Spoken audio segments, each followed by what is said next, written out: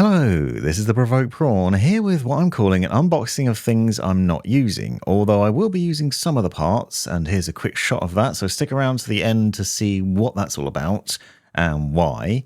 But here ROG has sent over a nice box. I've got this large box from Asus that includes a number of interesting highlights to it, and I thought it might be worth just showing you what's included and talking about why I'm using some bits but not others, what's here and what's going to be interesting here. So you can see there's a ROG Maximus Z890 Hero motherboard, which is jam-packed with new features. And we've got the Ryujin III 360 ARGB Extreme all-in-one cooler. Now, I'm not going to be using that just yet, but I do want to show it off because it is pretty fantastic. And I've got a plan to use it inside a Lamborghini theme to build in the next couple of weeks, so subscribe to see that. Also inside this box, there are some other interesting highlights that include premium thermal paste with some amusing highlights that I'll show you in a little while, and Corsair's Dominator titanium RAM. Now, what you're seeing here is basically a setup designed for the latest Core Ultra CPUs from Intel that includes not only a fast RAM, but a powerful and capable motherboard with a number of interesting highlights. So this Dominator titanium is 7,800 mega transfers per second RAM, so it's particularly fast. It's also 2 sticks of 24 gigabytes of RAM, so it's 48 total, which is pretty nuts. Inside the Intel box, which Intel kindly sent over, which has some very nice packaging on it, which was unfortunately destroyed in transit, so you can see it's slightly damaged there, which is a bit of a shame. We have a Core Ultra 9 285K and a Core Ultra 5 processor, which I'll be using in a later build, as well as this nice little plaque with information on the new CPUs included. Now, I've already covered some of the details about these processors in a previous video, but I'm also planning on doing a review comparison video in the very near future, so subscribe to see that if you haven't already. But your interesting highlights that you'll see just looking at the boxes: got Wi-Fi 7, PCIe Gen 5, also the cooler has a 6-year warranty on it, which is insane, and supports LGA socket 1851, which is the new variant for these Core Ultra CPUs, moving away from LGA 1700 on the previous socket. And so some interesting things there to bear in mind. And also it's worth bearing in mind that a lot of previous coolers that support LGA 1700 will work with a new socket of motherboard. So just keep that in mind if you're thinking about the new system. Now, first of all, we're going to start by unboxing and show off some of the interesting highlights of the Ryujin III, because it has some pretty cool things included in the design. For example, there's a VRM fan built directly into the pump block, as well as the display. Also, some very nice packaging that basically you can just pull out various parts of, so it's kind of built like a shelf system, which I thought was pretty neat. This is the first time I've seen an Asus cooler specifically, and so I was curious to see what that was going to be like. And the first thing that strikes is that it comes with magnetic interlocking fans, which should make the installation really straightforward. They clip together with some seriously powerful magnets that basically snapped when I put them near each other, and then they just interlock really easily and nicely as well. Pretty good looking fans too. I think this is going to look like a very clean cooler once we get it installed in the system later on. And the other highlight is that it also connects pretty easily directly to the motherboard with an additional cable that I'll show you in a second. The cooler itself is also nicely packaged in here.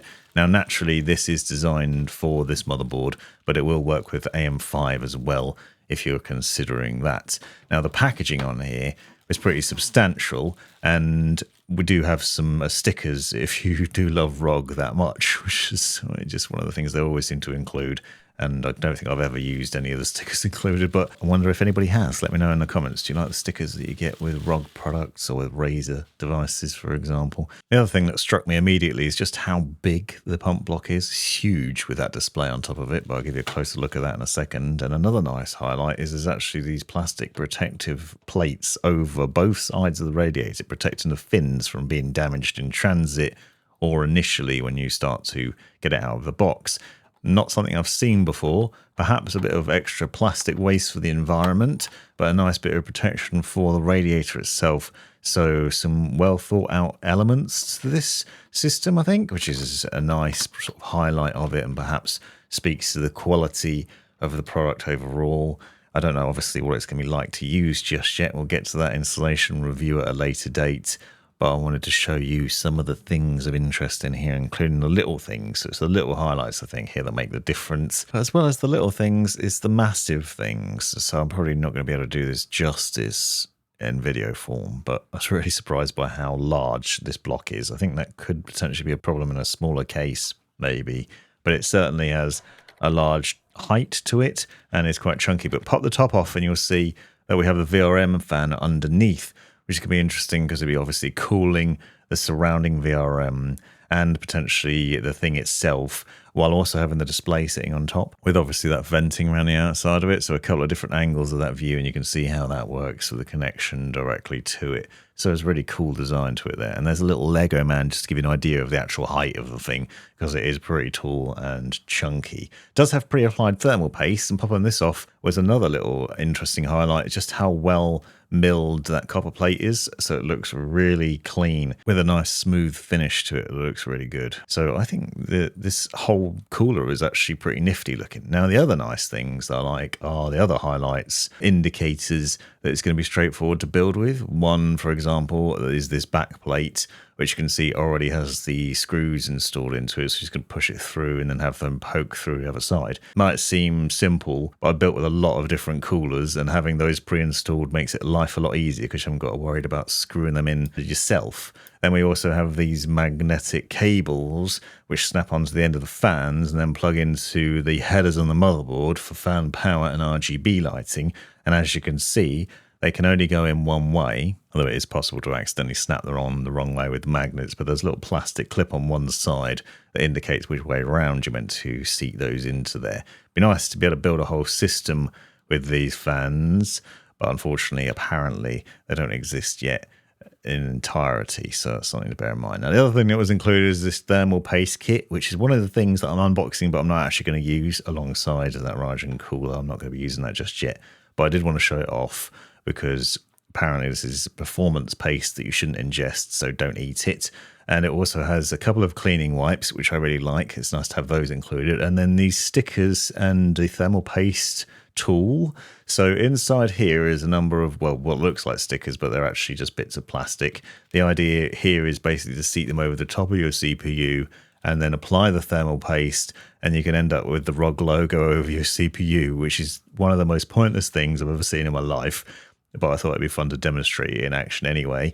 You're basically going to put a lot of CPU paste on there and then potentially just have a nice thing that you're then going to swash down with your cooler, and you're not going to be able to see it anyway. So it seems like a waste of time. Why not just apply the thermal paste and spray it yourself? But hey, if you think that might give you some extra FPS, then why not? Who am I to judge? So I have this case here, the Vision Compact, which I've got a 14900K in. I'm actually going to be using that to compare with the new Core Ultra. So what I want to do is basically deconstruct this system and build with a new motherboard in it, keeping the same fans and the same setup and the same RAM that I already had in there. And so I'm taking this motherboard out in order to be able to do that process. And while doing it, I thought, why not? Let's use these little things to put the CPU thermal paste on and show you what that looks like and give you an idea of why it might be a waste of time. And also, let's not forget, if you've not seen my content before, I'm pretty clumsy and messy when it comes to thermal paste application and cable management. So feel free to slate me in the comments if you want to. I'm fully aware of my skill set, and doing that sort of thing is not it. I am not an artist with thermal paste, but if you want to be, perhaps you can try and use this and try and do a better job than I did with it. However, I do think this is probably a waste of time, and you're better off with something that I'm going to show you in a second, which makes for far less thermal paste mess, no matter how you use it. But anyway, so once again, the point of this process is I'm actually going to be testing the new Core Ultra 9 against the 14900K, but in the same case with mostly the same system. So the same NVMe, the same RAM, the same fan setup, the same GPU, just a different motherboard and a different CPU. And hopefully I'll have that video out soon so you can see the difference there if you're interested. But as you can see, a filthy little mess in the ROG logo there, but maybe you can enjoy that. Now, I'm just going to wipe that off with the wipes, which are drier than I expected them to be, but it's still nice to have them. I actually really like Noctua's wipes for this, generally speaking, because they're alcohol wipes that are slightly bigger than this and make it much easier to clean up your CPU. But most people won't have to do this unless you're looking to reapply thermal paste, which I would recommend doing maybe every 6 months to a year. The other alternative to thermal paste is a Kryosheet thermal Grizzly. Now this is one of the other things that I'm using because I wanted to maintain the same sort of things throughout the system to keep everything the same as much as possible. So I've actually used a Kryosheet in the i9-14900K build, and I'm going to use another one in the 285K, so that way you don't have to say, well, thermal paste application was different, because this is just a tiny sheet of special material which allows for the transfer of heat without having to worry about thermal paste. It's very delicate though, which is why I'm using these tweezers, and as you'll see in a minute, my clumsiness ruins it in a little way, but it is pretty interesting. Now, this is very useful for something like I'm doing, where you want to keep the build uniform, but also if you don't want to make a thermal paste mess, you can just use this, apply it to the top of the CPU IHS, and then install your cooler on top of that. So I'm installing my CPU just to demonstrate this and what that looks like, and I would recommend using it because I've actually seen some pretty good temperatures out of it. And you can see that this is a 38 by 38 version of it, which is a little bit big in some ways. So you do actually have to cut it to size because you don't want any overhang, because it is electrically conductive, so you don't want it to touch anything else. So you just have to cut a little bit off the side, but it will fit on this new CPU with the LGA 1851 socket motherboard, so it will fit on the Core 9 Ultra setup there. So now on to the Corsair Dominator Titanium RAM. As I said, this is 2 sticks of 24GB RAM, which makes for 48GB total, and we're also using 7800 mega transfers per second here. Dominator RAM has always been pretty awesome from Corsair, but this is a highlight of the new Core Ultra setup, that you can have even faster RAM. There are some claims of up to 10,000 mega transfers per second RAM being supported on some of the motherboards as well. So if you want to, you can really push the boundaries of the speed in the RAM department with these new motherboards and the new setups as well. And this is obviously one of the higher end of Dominator RAMs available, so it's pretty beastly and should be a nice addition to your system if you wanted to get something like that. And then we're going on to the CPU. Now I need to fire my continuity director because I'm unboxing a CPU that you've already seen. Now obviously we're leaping back and forth a little bit here, but this is the Core Ultra 9 285K, which Intel admitted is built to run cooler and use less power than the 14900K, but in some games won't perform as well. So I'll be interested to see how it actually does when I test it out and do a comparison soon on it. But also, they do say that this won't have the same stability issues that the 13th and 14th gen CPU had, especially the i9s, where there was a lot of stability problems, blue screens of death and crashes and other things. So now we've got a better CPU, which is running with less power and shouldn't get as hot, but it's also different in other ways. This requires the socket LGA 1851, as I said, which has 1051 pins, more than the LGA 1700 socket, which was used on the previous generation. And you can see them side by side here with the newer model on the right-hand side, and you will notice a slight difference in the socket. It's not significantly different enough that it's going to affect the cooler, though, so it is worth bearing that in mind. You still can use the old coolers. So now I have a look at the Maximus Z890 Hero, and I'm going to unbox that and talk about some of the interesting highlights in here as well. There are some really nice features on this motherboard.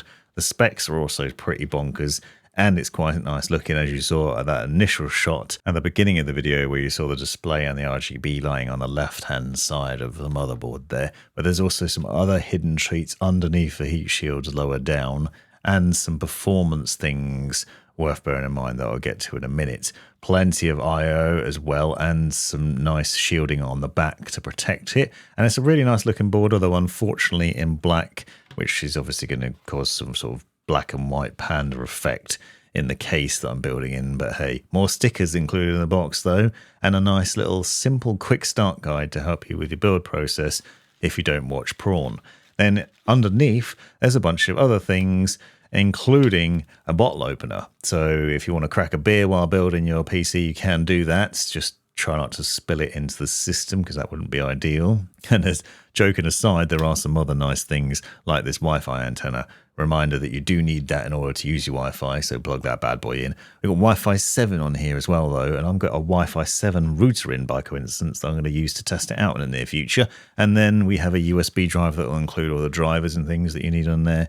So make sure you use that for your Wi-Fi drivers and other things if you're doing the build too. And I'll go into more depth on this setup with this motherboard and do a review of it in the near future. But what I wanted to do is just talk about some of the really interesting highlights that I've discovered just during this initial unboxing, because there are some small things that surprise me. Obviously, I know it's going to run well with this new CPU and that it will support faster RAM and some nice highlights in terms of the overall design of it, but there are some hidden treats and some curiosities to it. So if we put everything and lay it all out so you can see what's going on here, and then we're going to take a look at the board, close-up shots at various different angles so you can see some things of interest. So we've got a bunch of connectors at the top for CPU fan AIO connectors.